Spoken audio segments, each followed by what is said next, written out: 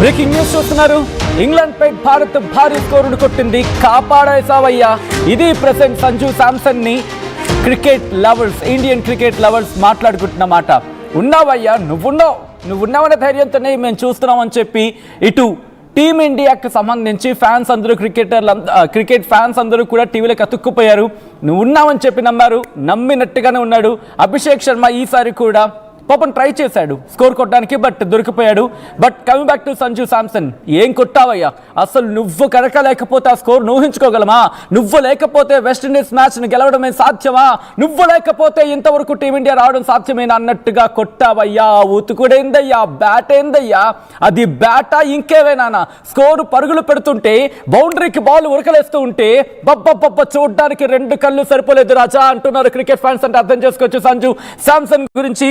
ఆ తర్వాత వచ్చిన తర్వాత సూర్యకుమార్, అదేం కొట్టుడయ్యా, ఫ్లాట్ సిక్స్ లేదయ్యా, బ్యాటింగ్ ఏందయ్యా, పూడకాలు తెప్పించారయ్యా ఇద్దరు కలిసి ఈరోజు అని చెప్పి ఫ్యాన్స్ మాట్లాడుకుంటున్న సందర్భం.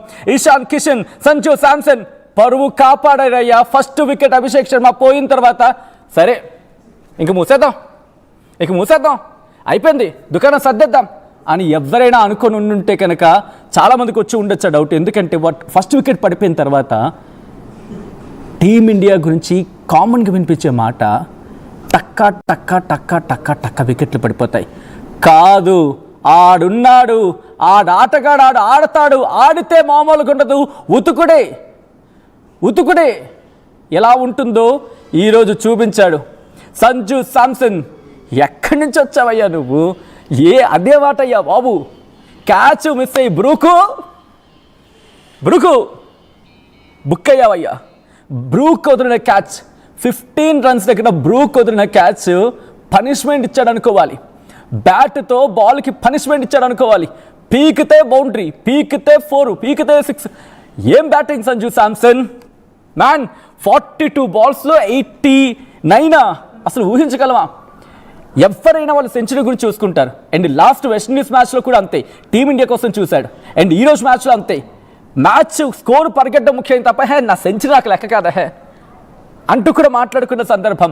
అండ్ నాతో పాటు సీనియర్ స్పోర్ట్స్ జర్నలిస్ట్ సుధీర్ కూడా ఫోన్లో జాయిన్ అవుతున్నారు. సుధీర్ గారు, లైన్ డిస్కనెక్ట్ అయింది, మళ్ళీ సుధీర్ గారిని కనెక్ట్ చేసే ప్రయత్నం చేద్దాం. And what an innings Ishan Kishan man. ఓపెనర్గా నువ్వు అండ్ అభిషేక్ శర్మ, మీ ఇద్దరు ఏం ఆటయ్యా అని అనుకున్నాం. బట్ ఇద్దరు ఎవరో ఒకరు ఫెయిల్ అవ్వడం మిస్ అయ్యింది. బట్ ఈరోజు నువ్వు ఆడిన ఆట సంజు శాంసన్తో ఫస్ట్ వికెట్ పడిపోయిన తర్వాత క్లాసిక్ ఇన్నింగ్స్ ఇషాన్. నువ్వెందుకుండాలో టీంలో నువ్వు ఇలా ఢంకా బజాయించి మరి చెప్పించావు. అండ్ ఆ తర్వాత వచ్చిన శివన్ దూబే బాబు ఒకసారి ఫేస్ చూపించమ్మా శివన్ దూబే అని అన్నారు క్రికెట్ ఫ్యాన్స్ ఈరోజు. అదే మాటయ్యా, అసలు 6లు కొడుతూ ఉంటే శివన్ దూబే 4 6లా, అసలు అది ఆట షాట్లు కొడుతూ ఉంటే జబ్ జబ్ జబ్ జబ్ జబ్ జబ్ జబ్ జబ్ జబ్ జబ్ జబ్ మిసైల్ వదిలినట్టు ఉన్నాయి. ఆ 6 లేనిది వచ్చిన తర్వాత సంజు శాంసన్ అయిపోయాడు ఇషాన్ కిషన్ అయిపోయాడు అనుకుంటే, సంజు శాంసన్ అయిపోయాడు అనుకుంటే ఇంకా అయిపోయిందేమో అనుకున్నప్పుడు నిజంగా ఒకరి తర్వాత ఒకరి ఆట అంటే ఏంటో చూపించారు. This is what we expect from our team India. This is what we expect. Sanju Samson లేకపోయిన ద సెన్స్ వికెట్ అయిపోయిన తర్వాత కూడా రైట్. మనతో పాటు సీనియర్ స్పోర్ట్స్ జర్నలిస్ట్ సుధీర్ కూడా ఫోన్ లైన్లో కంటిన్యూ అవుతున్నారు. సుధీర్ గారు నమస్తే అండి. ఓకే, లైన్ డిస్కనెక్ట్ అయి ఉంటుంది, ఒకసారి మళ్ళీ కనెక్ట్ చేసే ప్రయత్నం చేద్దాం. Interesting.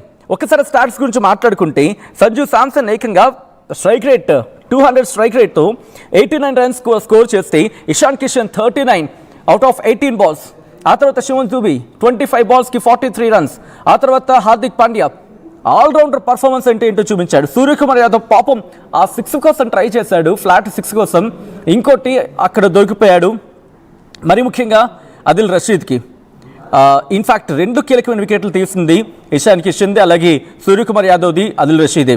And Will Jacks, Abhishek Sharma wicket తీశాడు, సంజు శాంసన్ వికెట్ కూడా తీసింది విల్ జాక్స్. ఒకసారి డీటెయిల్గా మాట్లాడుకునే ప్రయత్నం చేద్దాం. రైట్, ఇదే అంశానికి సంబంధించి మనతో పాటు senior sports journalist and cricket commentator Sudheer మనతో పాటు ఫోన్ లైన్లో జాయిన్ అవుతున్నారు. సుధీర్ గారు నమస్తే అండి. నమస్తే సచిన్, చెప్పండి. Sudheer, what an innings. Sanju Samson ఎందుకు ఉండాలో ప్రూవ్ చేసుకున్నాను అనుకోవాలి ఈ మ్యాచ్ తో. What your comments on firstly? I think he was bit lucky also today, but అదే మనం అన్నాం కదా, అంటే క్యాపిటలైజ్ చేసుకున్నాడు అవకాశాన్ని. అదర్వైజ్ సంజు శాంసన్ వికెట్ అప్పుడు ఉన్నట్లయితే ఇట్స్ డిఫరెంట్ స్టోరీ. ఎందుకంటే ఒక సిట్టర్ లాంటి క్యాచ్ కెప్టెన్ వదిలేశాడు.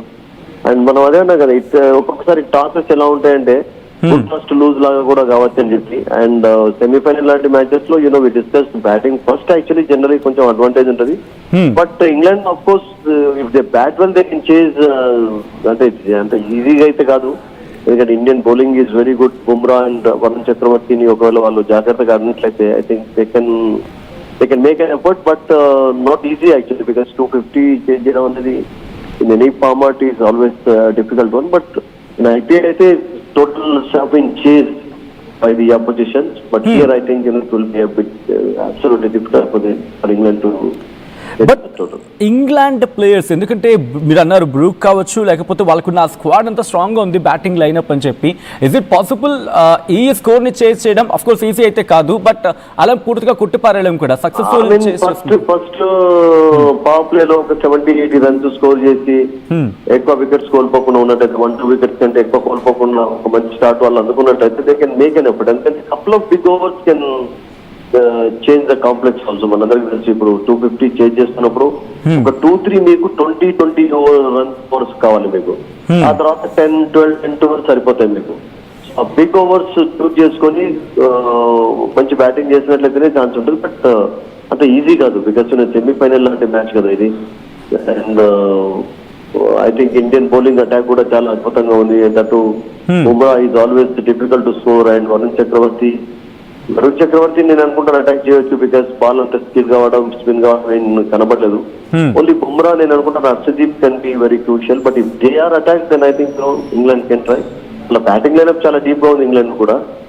బట్ వాట్ ఎవర్, ఇండియాన్ అయితే చాలా అద్భుతమైనటువంటి పర్ఫార్మెన్స్ కనబడుతుంది సచిన్. అండ్ ఈ ఛాన్స్ ను క్యాపిటలైజ్ చేసుకుని 89 స్కోర్ చేయడం Sanju Samson, second big 50 for him actually. And డుబేను ప్రమోషన్ గా ఒక పించిటర్ గా పంపించాడు. ఈ justified his position promotion actually. And చివరికి తిలక్ వర్మ కూడా ఒక మంచి లిటిల్ క్యామియో ఇన్నింగ్స్ ఆడాడు. So I think good total by India, so no doubt about it. అంటే ఇంగ్లాండ్ తోటి 250 చేయడం ఇది సెకండ్ టైం అనుకుంటాను, అంటే సెకండ్ టైం ఆడడం. ఒక 5-6 months ago they played at the same ground. అప్పుడు అభిషేక్ శర్మ ఒక బ్రిలియంట్ 1 century సాధించాడు. అండ్ ఆ తర్వాత మళ్ళీ కొంచెం గ్యాప్ తర్వాత ఇప్పుడు సెమీఫైనల్ వరల్డ్ కప్ లో ఆడుతున్నారు. Second 250+ for India on this ground actually.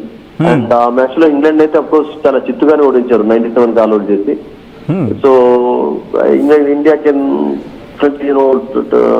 Try to repeat that beat in the sense, 97 కాకుండా కానీ మంచి విక్టరీకి అయితే ఛాన్స్ ఉంది if they bowl well, field well and take some good catches Sachin. Right. So Sudheer గారు, ఈ ఇంత మ్యాచ్ చూసిన తర్వాత ఫస్ట్లీ అభిషేక్ శర్మ గురించి మాట్లాడుకుంటే, ఎందుకు అభిషేక్ శర్మ మనం ముందుగానే మాట్లాడుకున్నట్టుగా కొంచెం నిలబడాల్సిందా ఇప్పుడు చూసుకుంటే? We talked about the trick also. The trick was actually, Jack లాంటి బౌలర్ ను మనం మీరు అన్నారు కదా IPL లో కూడా హర్భజన్